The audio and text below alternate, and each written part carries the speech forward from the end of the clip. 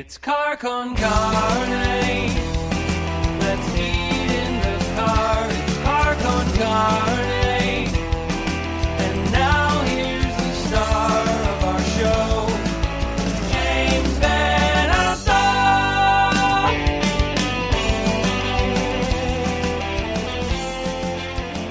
Right there, that's Matt Derda. He is a singer-songwriter. He's an Americana artist. He's a fantastic guy.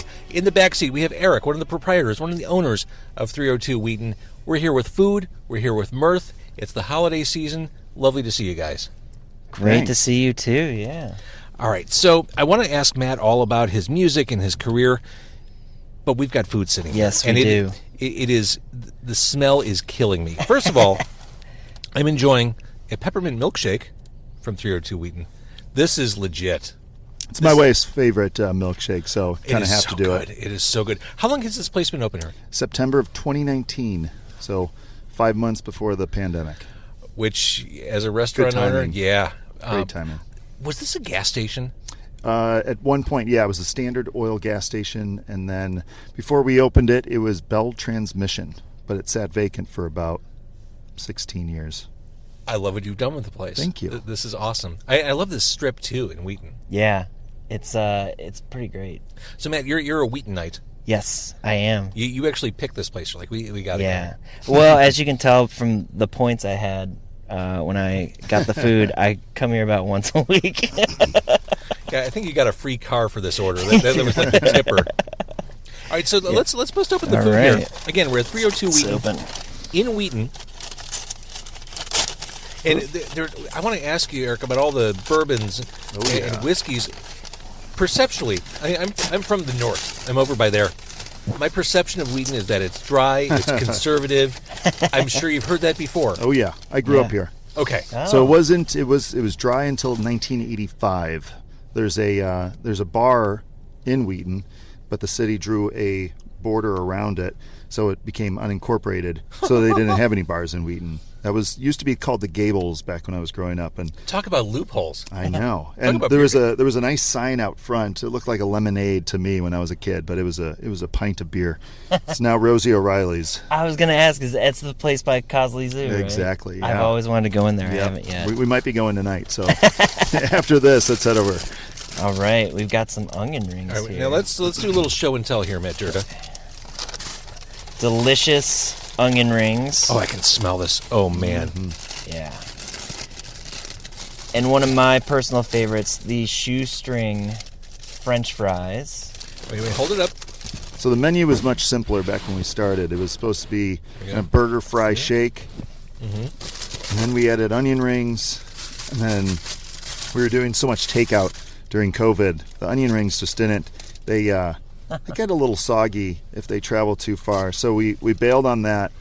And then we started doing tater tots. And then people were so upset that we got rid of the onion rings. We brought that back. So now we're doing fries, onion rings, and tater tots. These are awesome. Thank you. Are you eating your food tonight? Am I eating my food? Yeah. No, I ate somewhere else. You can only eat burgers so many times. They are good burgers, but I do not. Is that a dare? Is that a challenge? Because I will. I will eat burgers many times. All right, so do something with the fries. All right. Here's the fries. Should have gotten some schlick sauce. Fries and the schlick sauce is probably... What's the schlick sauce? What is the schlick sauce? We need to make T-shirts about that. The schlick sauce, everyone asks, what's the schlick sauce? Who's Schlick? What is that? So my last name is Schlickman. People called me Schlick growing up. I jokingly coined the sauce as schlick sauce, thinking it was a joke. It stuck. So when people ask, a lot of my employees say, oh, well, it's mayo-based and has this and that. I just tell people it's magical and just get it. These rings are great. Thanks. These are fantastic. All right, we've got all kinds of burger stuff in there. All right, Matt, you don't know what to do with yourself, do you? Just use the dashboard. That is the table. Right. There we go. Let's see what's next. Oh, I think I know what this is. This is the famous Wheaton Bowl. Oh yeah. Let's try to show this to the camera without spilling it. Yard selling all over the car. The Wheaton Bowl. So Wheaton, it's a bowl, so it's healthy. Yeah, it is healthy. Yeah. It's very healthy. It's a deconstructed burger with grilled in onions and schlick sauce, and then topped with tomatoes and pickles and a little bit more schlick sauce. And it's all on top of a bed of tots. So it's not only a bowl, but it is gluten-free. All right, so only Matt, 100 calories a bite. Let's see what's next, and then I think we need to rock, paper, scissors for who gets what. All right, here we go. Oh, that smells. I smell the schlick sauce. This is my favorite. Well, then you're going to eat that. This is the famous burgers. And for people from the West Coast, I'm going to just go ahead and say it. Yep. 302 is a million times better than In-N-Out. Oh, snap. Whenever I meet someone from California that comes to 302, I always ask them that question. Oh, it's for sure better than... And, they begrudgingly say it. I do like a thin patty. Got the melty cheese, pickle slices. This looks great. The proportions are just... Brioche bun? It's called a gourmet bun, but it's pretty close. It's somewhere in between a brioche and a... Wheaton brioche bun. It's a Wheaton brioche. Yep. That's so again, we're at 302 Wheaton. In the back seat is Eric, one of the owners of 302 Wheaton. To my right, it is Matt Derda. He is a musician. He is not performing tonight. I'm not making him sing for his supper. That's your favorite. I would. You have that. I'm going to go for the heart healthy bowl. Right. Because once you say burger and sauce over tots, oh yeah, I'm in. Yeah. That's it. Oh, look at this. This doesn't feel as reckless to me.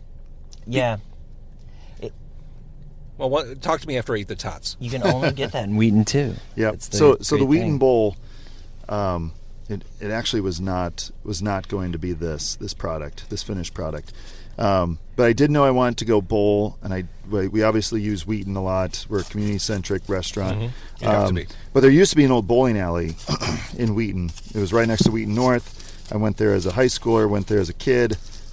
Just classic old bowling alley. So it finally closed. They're probably going to tear it down. They ripped out all the lanes. So the Wheaton Bowl is an homage to the Wheaton Bowl. I love it. It's delicious. Tots are cooked perfectly. The burger tastes amazing. The pickles and the sauce is great. Schlick sauce. Schlick sauce. Yeah, schlick rolls sauce off the is tongue. where it's at. Now, am I a bad person if I eat this, then eat French fries and onion rings? No. I'm a good person. Yes. Yeah. I mean, I do it every week. So. So, Eric, you said a couple magic words. You talked about being Wheaton-centric and community-centric, and you also talked about launching this restaurant right before the pandemic. Yeah. How important was the involvement of the community to stay alive? Oh, huge, very important. I think it was, I think the community works as hard, and kind of recognizes your efforts. You see other restaurants, kind of other places that didn't try very hard, I would say, during the pandemic. We were changing as the world was changing, which kind of became almost daily. And I don't know if it was really to survive, but it was just people in the 5 months that we were open before the pandemic. We didn't know what to expect, but it was kind of a decent, kind of a big success, I would say, much bigger than what we thought it would be. And so when the pandemic hit, it was like, well, how can we serve our community like the best we can during this? So honestly, at the beginning, when things were just changing and no one knew what was going on, we closed for 2 weeks. I paid all my career employees during those 2 weeks, and then we kind of regrouped, created a strategy going forward for takeout, audibled, and just started kind of changing with the ever-changing times. You have to be nimble. You have to be able to pivot. Totally. Otherwise, good luck. Yeah, right. And so I think everyone saw our effort and really appreciated that effort. And so we were giving back to the community. We did food drives. We were able to, through our vendors, get toilet paper, if everyone remembers when toilet paper you couldn't find on shelves. So we were giving that to local churches, local ministries, and just trying to support those people. And then I don't know if everyone saw that, but I think just people saw the effort that we were making, and they kind of returned the favor and continued to show up and continue to do takeout from 302. Matt, that's your favorite. What's the verdict? Oh, it's delicious. Yeah. It looks like a perfect burger. That's exactly how my wife and I describe it. It's the perfect burger. Like when it's you're not obnoxious. You got a single. You could have had a double. I usually do get the double. That looks like a burger that you can go to bed without regretting. Yeah. Oh, yeah. You never regret this. Yeah, for sure. Yeah, the initial idea was a single, fry, and a beer, and that should be good. And then everyone started doing doubles, and then we had to put it on the menu. So the menu was much smaller when we first started. And then you have a chorizo burger on the menu. We do have a chorizo burger. Is that good and hot? It's so good. Chorizo, instead of American cheese, it's pepper jack. Oh, there you go. I love spice. And really, this is just your insidious way to get people to drink more beer. It really The spicier the food is. Yeah, both our 302 burger and the chorizo burger and the hot dog all come from our local meat market called the Wheaton Meat Market. That's awesome. Yeah. Locally sourced. Totally. From the local meat market. So Matt Derda, I played you on the radio back when I had a radio career. Matt Derda and the High Watts. Love the song Moonshine. Thank you. In fact, is your love of liquor what led you to this restaurant?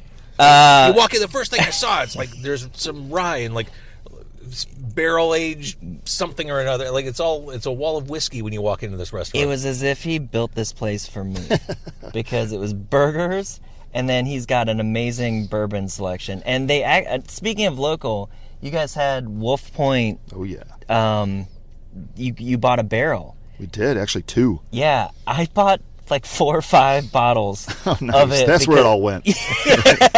Because it was so good, and it's a local Chicago distillery. Yep. And so it's just like, this is like a hub for local community support. And that adds, not only is it good and they have good bourbons, but it's a good place for our community. Well, that's just it. There are plenty of chains in this area. Right. Plenty of big, familiar national chains. To have a local center. Restaurants, craft breweries, those are the lifebloods of our neighborhoods. Yeah. I cannot remember the last time I had like a Wendy's burger or a Burger King burger. Like if you're going to do that, this is A, closer, and B, it's way more delicious. Going back to your song Moonshine, have you ever had moonshine? Yeah. Oh, Oh yeah. From a still that was up on a mountain. It'll authentic. make your chest hair grow. Yeah, it's like drinking gasoline, like legit moonshine. Have you had my lord? Yeah. Oh. Yeah. That kills all your chest hair. Yeah. It does. Yeah. So stylistically, it's always hard when having a musician on the podcast because you can't play the music. People can't hear what Matt Derda sounds like. And we can hear what you sound like when you eat food on a microphone. Right. Which is compelling. Sure, it's sounds just as good on its own. Yes. But I mean, generally, broadly, I label you as an Americana artist. Is that fair? Yeah, I think so. I mean, it's a little bit maybe more rock and roll in there. Kind of along the line, not like super heavy, but I'm a big Drive-By Truckers fan. I love Tom Petty. But yeah, definitely like Americana in the sense of like the storytelling and everything. I love that stuff. Love Betsy Lane. Thank you. That's good stuff. See, I need to be back on the radio. Yeah. And, so I'm doing this podcast. This is Car Con Carne, if you're just hopping on. You've been doing your own show. What's Derda Fest? Oh, yeah. So Derda Fest is a show I try to do monthly. So I totally understand how huge of an effort like a live streaming podcast type show sucks. It's so hard. But over the course of the pandemic, you have people who play your music like you do a really good job supporting local artists. And then outside of that, it's really hard to get people to pay attention to you. And I never, ever paid attention to Twitter. Like, wasn't on it, thought it was kind of, like, ridiculous. And when we had I've heard people say that, like, oh, I don't get how to do it. Yeah. I did not get it. And I figured it out when we had our daughter last year. She just turned 1, so this is literally a year ago. And just being up in the middle of the night with her, having nothing to do. And I couldn't like watch YouTube, so I'd go on my phone and like look at Twitter, and was like, oh yeah, people don't care about my music, they care about themselves. So I figured out like, oh, if you ask questions about the music other people like, which I see you doing all the time. Yeah, and then it's a way of like doing consumer data. it's like, oh, that person likes the Replacements and Drive-By Truckers. They're probably going to like my music. It makes it really easy. And yes, all of a sudden, I just had people start listening to my music that weren't family and friends, which is really hard to do. And people sharing it. They can't be overstated. That's a big plateau once you cross Yes. that as a musician. That was like, oh my God, like people are buying my t-shirts? What is this? So we started building up a community, and I started meeting other bands. And somebody had the idea to do, like, this guy down in Atlanta who was just like a fan. He's a and I knew it was going to be as hard as it is to run like a podcast. Like, we're not going to get everybody to do a festival. Right. So I was like, I will figure out how to do this on streaming, and we'll have people on and they can actually see them live, and all these bands that they're hearing and seeing on Twitter but don't get a chance to go out to the clubs and see. And that's what we've been doing. So we started off with a great band from Austin, Texas. Bottle Cap Mountain was the first guest. A couple weeks ago we did... Great name. Yeah. The name fits their sound too. Now, if you're watching either on Facebook or YouTube, it looks like I can't stop drinking this. That's partly true. The other reason is I have nowhere to set this down, so I'm trying to drink this as fast as I can just so I can move my hands about freely, because I talk with my hands. I'm a hand talker. I realize that when I go to grab a screenshot of the podcast, I'm like, Jesus, put your hands down. Stop that. Put them in your pockets. This restaurant, 302 Wheaton, is there another one coming? Did I read that correctly? There is. Yep. Not too far from here, South Wheaton. We're calling it 302 South. That's a big deal. It is kind of a big deal. So quickly too. I don't know. I like to create things, and this one seemed to work. In the So South, will it be the same menu, or are you going to try something different there? How does that work? It'll be very similar, unless I change my mind last second and do tacos. But yeah, it'll be almost identical. The Wheaton Bowl is kind of our north side kind of place to be. So there is a Fox Bowl down on the south side, but that's still open. So I don't know if I can take that name yet. But yeah, there might be a menu item that is kind of more south side related. And I couldn't help but notice you have an ample selection of beers on tap. Yeah, actually the beers came before the bourbon. I know we've just talked about the bourbon, but I used to be a big craft beer guy. I used to be like an imperial. What happened? Yeah, 200 to 300 calories a beer. That's what happened. And so when you have like 2 or 3, it adds up quickly. So that burger, fry, and beer becomes burger, fry, beer. Yep. So bourbon actually is a little bit healthier in my opinion. That's why I drink it That's exclusively. why. That's right. Yeah. That's right. You take care of yourself, especially around the holidays. Totally. You got to watch out for yourself. All right. So Matt Derda, of Matt Derda and the High Watts, Matt Derda music on the socials. What's coming up for you? We're recording this a couple days away from Thanksgiving. Yeah. What do you have going on? What's the future look like? Yeah. So the big thing we've got coming up is we'll be at Out of Space in Berwyn on January 22nd with a band called the Dirty Green. And I think we're going to have another local musician join the band for that set, Jason Benningfield from Echoes and Ransom. So I'm super excited about that. I've got a bunch of new songs that I've been working on, and I think we're going to debut them, so that's a big deal. I worry that your frame of reference as a songwriter may be skewed. You're generally happy guy. You got this lovely family life. You've got this unhealthy addiction with this restaurant, but I mean, it's healthy. Yeah. The doctor hasn't said anything yet. So that's why I avoid the doctor. Where's your frame of mind at these new songs? That is a very good question. Kind of all over the place, you know? There's some that are in the vein of like the Betsy Lane, the Moonshine, that are a little bit dark. There's also some that are a little bit more upbeat. I wrote a song about Wheaton. Did you really? Here. Yeah. Called Dry City. And because as established, it was once a dry city. And there's a great brewery there. Right. Called Dry City. Which is kind of like home base for me. I play there all the time. I swap between 302 and Dry City. But, yeah, I wrote it as kind of like a kind of joke about the town. It praises it while also poking fun at the things that people know about being dry, being conservative. Literally, I just did to Wheaton what people do to Chicago who live like overseas. I did a version of Al Capone Bang Bang when I describe Wheaton. Yeah, I mean the cliches. It's not wrong. I think we have more churches per capita than anywhere else in the I've United read that. States. Yeah. Or Illinois or whatever. Yeah. What I like about this place, it feels like it's for us. Like it's a little bit of edgy, a little bit of cool, a little bit of casual. Yeah. In the middle of that. Exactly. I mean, I chose to live here, and that was knowing its reputation. But you drive down, it's like, oh, there's a brewery now. There's a record store. Mm-hmm. There's a music shop, and they're going to turn this gas station into a burger joint. Everything I need. I'm good. Speaking of record stores, would you ever put your stuff out on vinyl?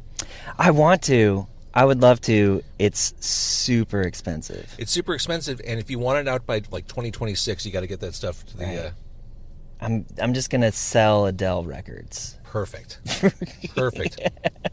You saw that story last week about the Taylor Swift record at Target, right? No. So, Taylor Swift fans were livid on Target.com. They ordered, I think it was a double or maybe triple record set of Taylor's, the new Taylor stuff, the new old Taylor stuff. They were complaining that when they took the record out of the sleeve, put it on the turntable, and played it, it was a man's voice. Like, who's this man singing these songs? One person said, I bought another copy, same problem with the record. The issue was that... Speed. Exactly.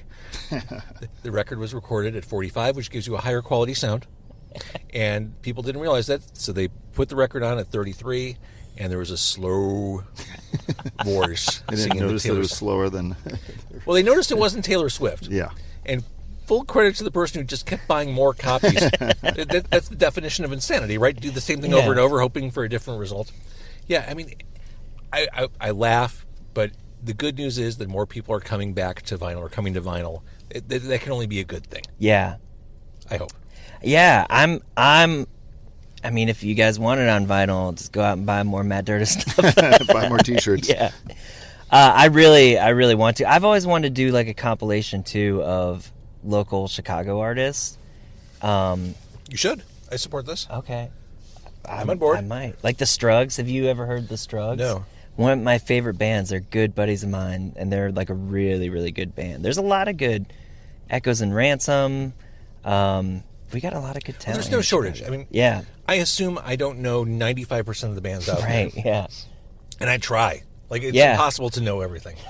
You would probably be the guy who would know the most of them. Hardly. But you can never know enough, and there's always a band that you discover for the first time, and you think, holy shit, where have you been? This is great. What's my life been without you? This is amazing. I'm so glad we found each other.